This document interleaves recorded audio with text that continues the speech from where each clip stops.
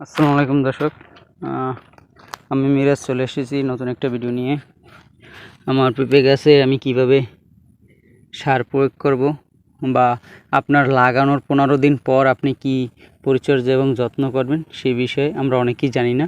তো এই বিষয়ে আজকে আপনাদেরকে আমি নিজেও প্রয়োগ করলাম এবং আপনাদের দেখানোর জন্যই আর কি, আপনাদের বোঝার জন্য, যারা আর কি পারেন না তাদের জন্য আর কি আমি ভিডিওটা করলাম। তো আজকে গাছের বয়স 15 দিন। এই 15 দিনে আমি কি কি সার দিলাম সেটা আপনাদের আমি দেখাবো আজকে। সর্বপ্রথম কার্বোটাপ দিছি 1 কেজি ফুরাডন, তারপরে আপনার পুঙ্গলাক্স যেটাকে সালফার,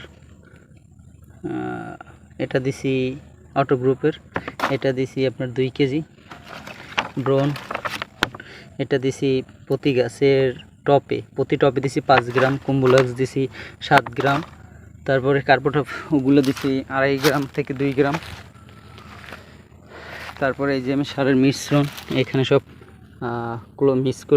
মিক্স করছি। সেখানে আপনার এইটা আপনার দিছি জিপসাম দিছি আপনার 10 গ্রাম, তারপরে ড্যাপ দিছি আপনার 7 গ্রাম, তারপরে আপনার ইউরিয়া দিছি 10 গ্রাম, তারপরে এমওপি দিছি 7 গ্রাম, টিএসপি দিছি আপনার 15 গ্রাম। তো এই পদের সার আমি যেগুলো বললাম এগুলো আপনারা মিশ্রণ করে তারপর গাছের গোড়া দেবেন।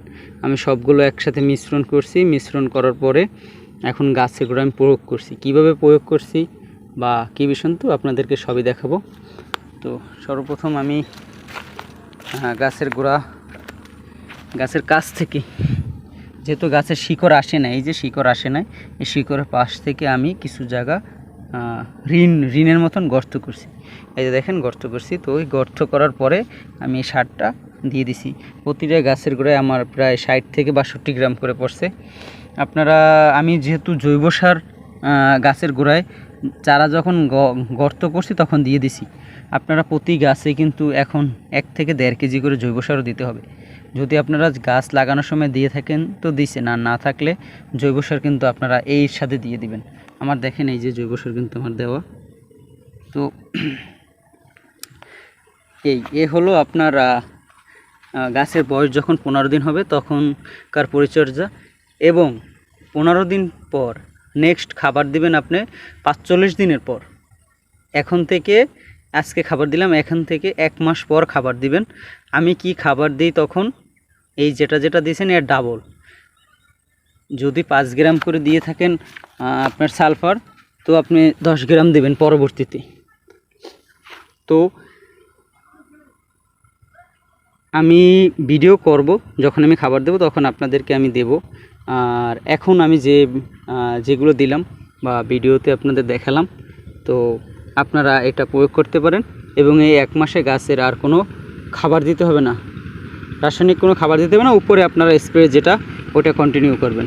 তো আশা করি আমার ভিডিওটা আপনাদের ভালো লাগছে। যদি ভালো লাগে তবে চ্যানেলটাকে সাবস্ক্রাইব করবেন এবং অন্য ভাইদের দেখার জন্য বা শেয়ার অপশন থেকে শেয়ার করে দেবেন। আর যদি কোনো কিছু জানার থাকে বা তাহলে আপনারা কমেন্ট করে আমাকে জানাতে পারেন। তো আল্লাহ হাফেজ, ভালো থাকবেন। আজকে এই পর্যন্তই।